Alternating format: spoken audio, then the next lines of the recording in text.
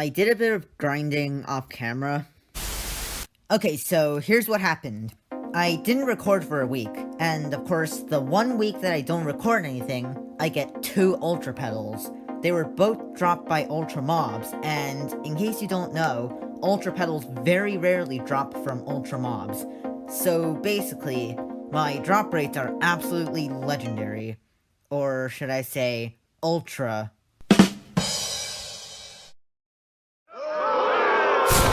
So, Ultras. Here's the full world map showing every mob's spawning locations. You can find it on the Florida wiki. The magenta and bluish-green boxes are where Ultra and Super mobs spawn. Each Ultra spawns about once every 10 to 20 minutes. It used to be 1 to 4 hours, but a recent update made Ultra spawn much more frequently at the cost of 3 to 4 times lower drop rates. For drops, only the 15 players that deal the most damage to the Ultra can get drops, and that damage has to be at least 1% of the Ultra's total HP. And there is a 1% chance of an Ultra mob spawning as a Super instead. Now, I have recorded clips of me killing almost every Ultra mob in the game. I will give some commentary on how to deal with some of those stronger Ultras. Enjoy the compilation.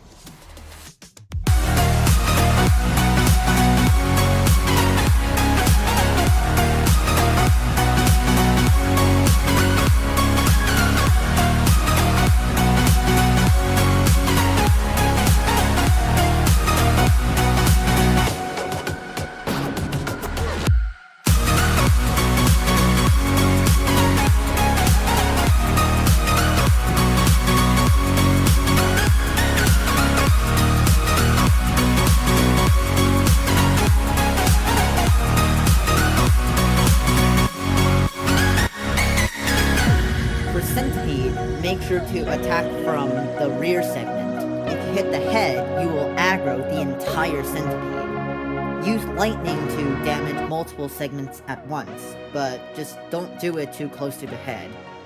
Same applies for desert centipede. You have to be even more careful not to aggro that one, since it's hard to outrun it if it chases you.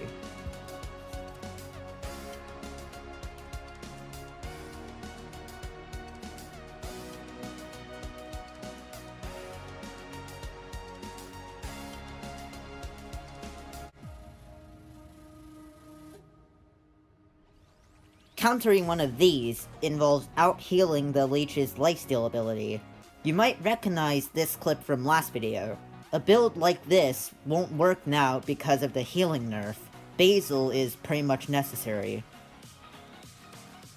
2520 has a great video about this one. Link is in the description. Deal with Wasp, Scorpion, and Mantis similarly. The last two do not have a spin or summon attack, so you don't need to worry about that.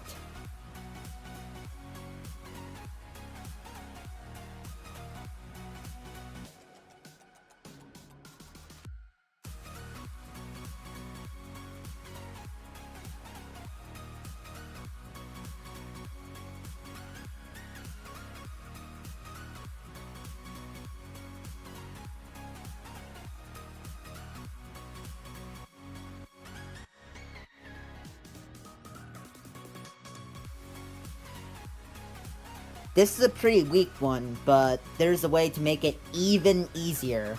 The Dandelion projectiles act as a shield for the Dandelion, but you can get rid of them in 3.5 seconds.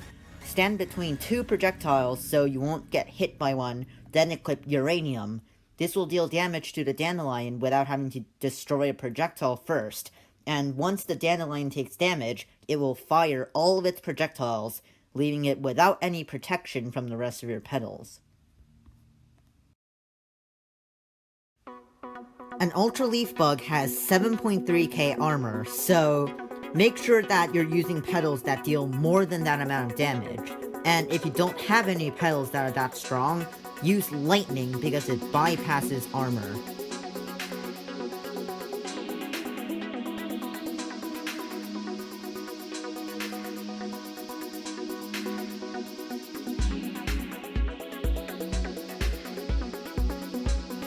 This one isn't that hard. If it's chasing you, use bubbles to keep a safe distance, as spiders are faster than the player. Oh, and shout out to Juggernauts.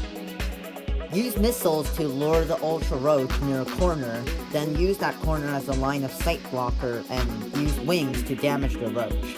If someone messes it up and the Roach goes on the rampage, you'll just have to damage it while it's targeting another player, then try to fix the setup once it's passive again.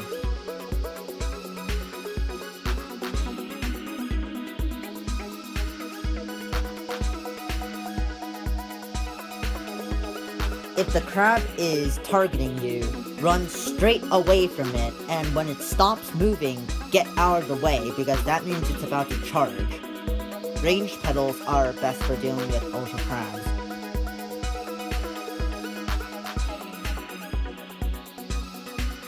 Sandstorm is the most dangerous passive mob. Its unpredictable movement can easily destroy players who get too close, even though it never aggroes. Because of this, it's best to stick to range petals.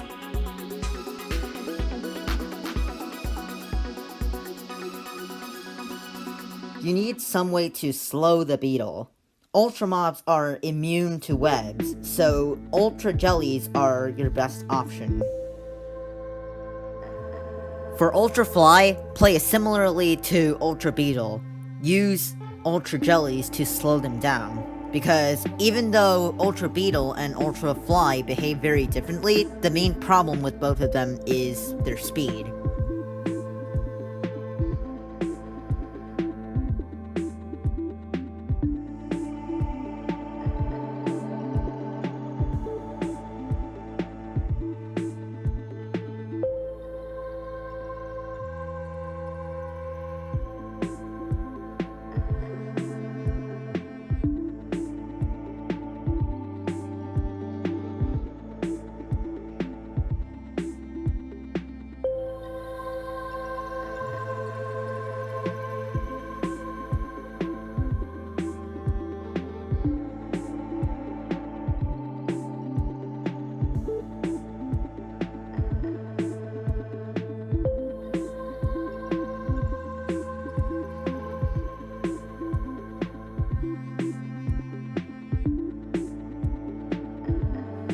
And finally, Jellyfish. This one's simple, just use magnets to deal with the lightning attacks.